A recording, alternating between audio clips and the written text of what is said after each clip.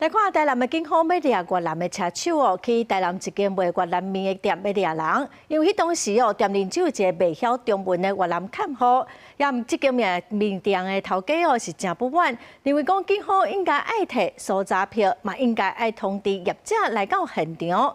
警方是强调讲，有先经过现场的工作人员同意，才入去找人，无看到车手，因就随走咯，嘛无超吹。这个月初四，台南这间越南粿仔店歇困了后，4位警员就入去店内。迄当时店内只有一位外籍看护，面对几啊位警察也个牙棍啊，突然入来店内，根本就唔知发生什么代志。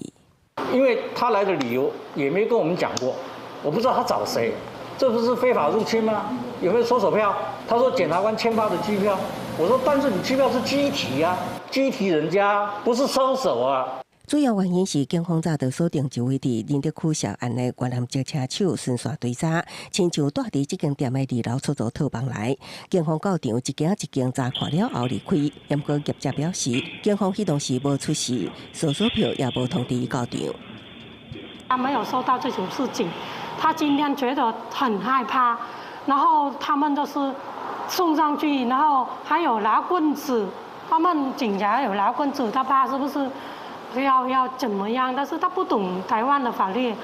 越南粿仔店的头家娘是北越人，过去也会协助检警，也是移民署担任翻译，甲地方派出所互动袂歹，认为这摆警方办案有欠点。能以中文沟通之外籍工作人员同意，共同至2楼套房确认该车手未在楼上后即离去，并未实施搜索。警方强调无执行搜索，后手也伫婚姻观察协这名越南籍车手，车手也表示，捌说厝伫这间店的2楼。警方审问了后，已经以诈欺甲洗钱防制法定罪嫌疑以上，目前羁押中。公视新闻采访报道。